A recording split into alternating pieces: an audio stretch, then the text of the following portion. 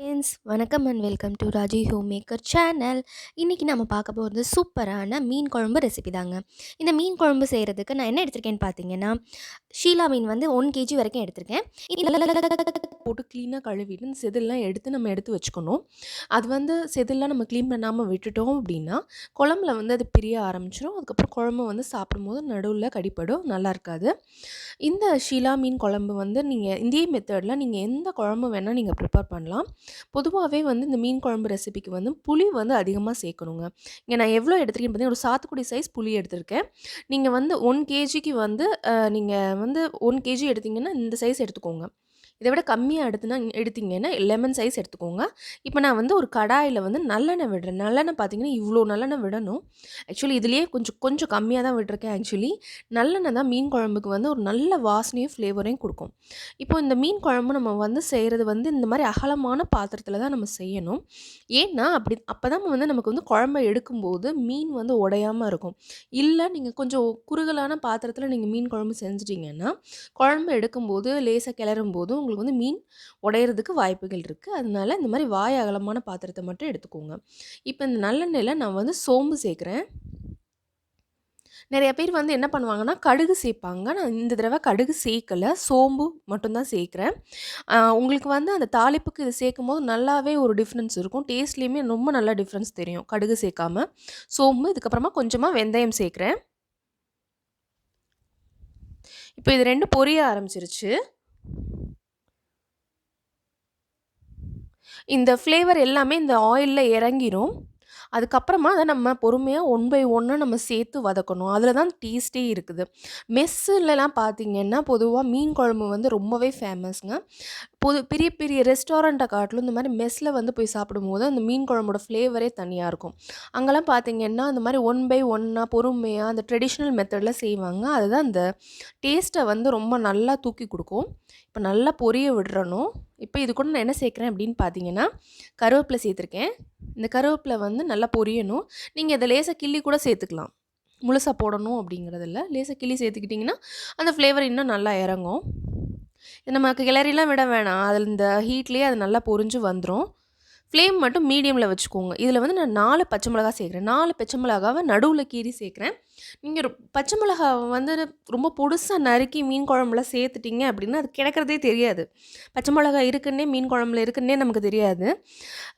இந்த மாதிரி கீறி சேர்க்கும்போது உங்களுக்கு சாப்பாட்டில் வரும்போது அதை சேர்த்தே நீங்கள் சாப்பிட்றலாம். ஏன்னா அந்தளவுக்கு புளி சேர்க்குறதுனால அந்த காரம் அந்தளவுக்கு இருக்காது. ரொம்ப டேஸ்ட்டாக இருக்கும். அதனால் இந்த மாதிரி பச்சை மிளகா நான் கீறி சேர்க்குறேன். இதுக்கப்புறமா கொஞ்சமாக பூண்டு. பூண்டு வந்து பேருக்கு ஒரு 3 பல் பூண்டு சேர்க்குறேன். உங்களுக்கு பூண்டு சேர்க்கறதுக்கு விருப்பம் இல்லை அப்படின்னு பூண்டு சேர்க்க வேண்டாம். இதை நீங்கள் நறுக்கி கூட சேர்க்கலாம். இல்லைனா தட்டி சேர்த்துக்கலாம். இப்போ அந்த பச்சை மிளகாவும் அந்த பூண்டும் அந்த ஆயிலில் நல்லா வந்து அந்த எசன்ஸ் இறங்குற அளவுக்கு நம்ம விட்டுடலாம். மீன் குழம்பு பொதுவாக வந்து சீக்கிரமாக செஞ்சிடலாம். மோராலஸ் எல்லாம் ஒரே ப்ரொசீஜர் தான் நினைப்போம்.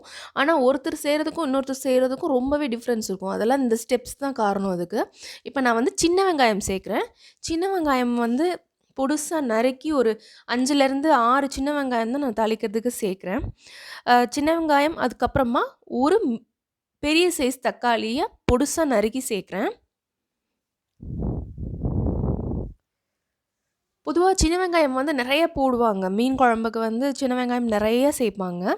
நான் இப்போ வந்து 1 கேஜி எடுத்திருந்தாலும் அந்த பீஸ் வந்து பார்த்திங்கன்னா திக்கான பீஸ். ஓகேனா அதனால் பீஸ் கம்மியாக தான் வந்திருக்கு. இப்போ வந்து இதில் வந்து நான் ஊற வச்சுருக்கிற புளி, அந்த சாத்துக்குடி சைஸ் எடுத்திருந்தேன் இல்லையா, அந்த புளியை வந்து நல்லா கரைச்சி விட்டு அந்த சக்கையெல்லாம் எடுத்துட்டு இதில் அந்த புளியை சேர்க்குறேன். மீன் குழம்பு பொறுத்த வரைக்கும் நீங்கள் எந்த புளி சூஸ் பண்ணுறீங்களோ அதை பொறுத்து தான் டேஸ்ட் இருக்குது. அந்த கொஞ்சம் கொஞ்சம் ஸ்வீட்னஸ்ஸாக இருக்கக்கூடாது புளி. நல்லா அந்த புளிப்பு டேஸ்ட்டு நல்ல மாவு மாதிரி அந்த புளி வந்து கரையணும். இப்போ வந்து அதில் வந்து நான் 3 table spoon red chilli powder சேர்த்துருக்கேன். 6 டேபிள் ஸ்பூன் மல்லித்தூள் சேர்த்துட்டு அதை கிளறி விட்டுட்டு இப்போ மீன் அதில் சேர்க்குறேன். பொதுவாக வந்து இந்த குழம்புக்கு திக்னஸ் வந்து பேசிக்காக கொடுக்கறது பார்த்திங்கன்னா அந்த மல்லித்தூள் தான். இல்லை நீங்கள் மிளகா, மல்லி எல்லாம் சேர்த்து கலந்து ஒரே குழம்பு மிளகாய் தூளாக வச்சுருக்கீங்கன்னா 7 ஸ்பூன் சேர்க்கணும். இப்போ இதில் மீன் வந்து நான் சேர்த்துட்டேன். கொஞ்சம் தண்ணியாக இருக்கிற மாதிரி தான் இருக்கும் குழம்பு. உங்களுக்கு வேக வேக திக்காகி வத்திடும். இப்போ பொதுவா வந்து மீன் குழம்புல பார்த்தீங்கன்னா, தேங்காய் சேப்பாங்க. தேங்காய் பால் சேப்பாங்க, தேங்காய் சேப்பாங்க. சில இடங்கள்ல வந்து 2மே சேர்க்க மாட்டாங்க. வெறுமனே வந்து அந்த புளிக்குழம்புல புளி, மிளகாய்த்தூள், மல்லித்தூள் மட்டும் சேர்த்துருவேன். இப்போ நான் இதில பார்த்தீங்கன்னா 3 டேபிள் ஸ்பூன் தேங்காய் பேஸ்ட் சேர்த்துருக்கேன். அந்த தேங்காய் பேஸ்ட்டோட சேர்த்து தான் இந்த திக்னஸ் உங்களுக்கு வந்திருக்கு. இப்போ பாருங்க சூப்பரான மீன் குழம்பு ரெடி ஆயிடுச்சு. அந்த தேங்காய் பேஸ்ட் உங்களுக்கு வேண்டாம் அப்படின்னா நீங்க ஸ்கிப் பண்ணிக்கலாம். இப்போ இந்த மீன் குழம்பு பார்த்தீங்கன்னா, ரெஸ்டாரண்ட்ல கிடைக்கிற மாதிரி இருக்கும். நல்லா திக்கா இருக்கும். இந்த வீடியோ உங்களுக்கு பிடிச்சிருக்குன்னா, ராஜி ஹோம் மேக்கர் சேனல சப்ஸ்கிரைப் பண்ணுங்க. Thank you.